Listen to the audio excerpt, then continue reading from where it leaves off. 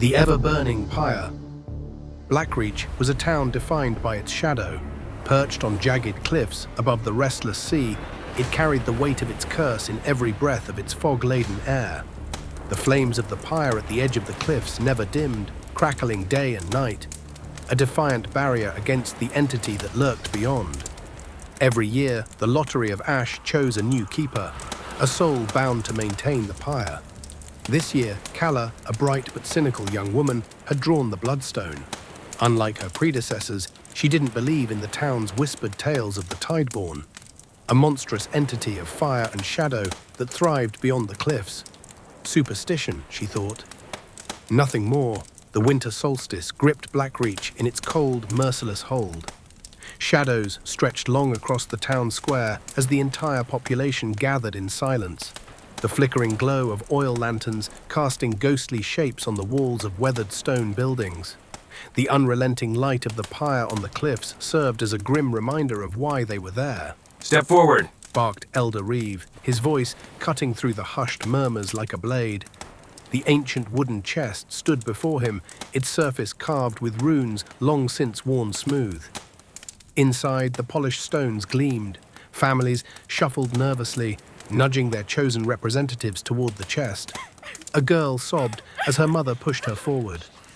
A man whispered a prayer under his breath. Calla stood at the back, arms crossed, watching the procession. "This is barbaric," she muttered. "Better them than us," hissed her neighbor, a wiry man with darting eyes. "You do well to keep quiet." One by one, trembling hands reached into the chest. Black stones emerged, and each time, a collective sigh of relief rippled through the crowd. Then it happened. Calla's fingers closed around something warm. She drew it out, and the bloodstone gleamed in her palm. Crimson, pulsing faintly as if alive. "No," she whispered, her heart sinking. The crowd gasped, a mix of pity and relief washing over them.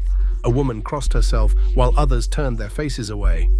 The elder's gaze locked on Calla. "Show them!" Reeve barked. She raised the bloodstone high, her fingers trembling. The crowd murmured prayers, their eyes averted. Reeve stepped closer, his voice low. "You've been chosen, Calla. The town depends on you." Calla's lips curled into a sneer. "Depends on me or sacrifices me." His expression hardened. "The pyre burns for a reason." Calla's tenure as keeper began with irritation. She tended the pyre, her hands blistered and lungs choked with smoke, muttering curses under her breath. Days blurred into nights, and the ceaseless roar of the flames became a mocking lullaby. The whispers started soon after, voices curling around her in the dark, taunting her with fears she couldn't place. Shadows flickered at the edges of her vision, and the flames seemed to twist into shapes she didn't understand. One night, the Tideborn revealed itself. Rising from the churning waves, it was a shifting amalgam of fire, water, and shadow, its many eyes gleaming with malevolent amusement. "Keeper," it rumbled, its voice resonating like a distant storm. "you've been chosen, yet you doubt. How quaint." Calla stood her ground, gripping her iron poker. "You're nothing more than a myth cooked up to keep this town scared." The Tideborn laughed, a sound that made the cliffs tremble. "Then why does the fire burn, little skeptic? Why do they cower while you toil?" As weeks passed, the Tideborn's tone grew sharper. "You are unworthy. It growled one night. Your insolence endangers them all." Calla's defiance turned to determination. If the Tideborn thrived on submission, she would find a way to end its hold.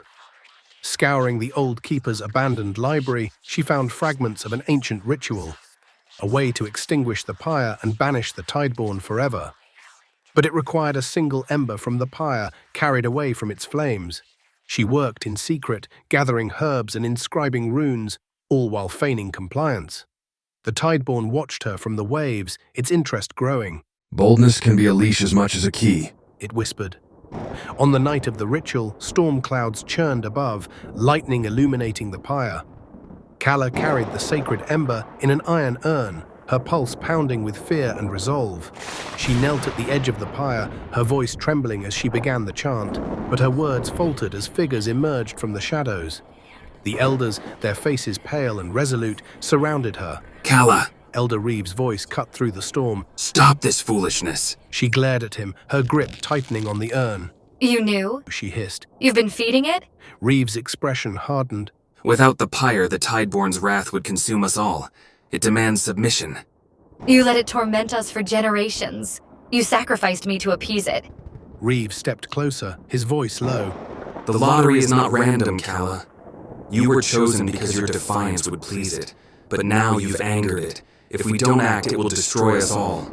The Tideborn's laughter echoed, its fiery eyes gleaming above the pyre. Keep her. It purred. You burn brighter than the rest. Calla's realization hit like a wave. The Tideborn had chosen her, not as a savior, but as its entertainment. The elders seized her, their hands trembling but resolute. Forgive us.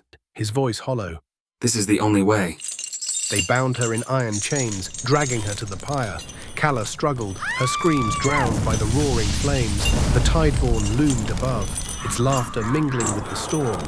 You're all cowards. She spat, her voice defiant even as the heat seared her skin.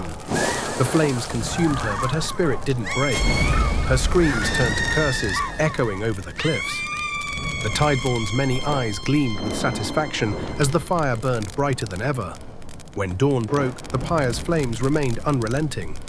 The elders gathered in the town square, the wooden chest before them.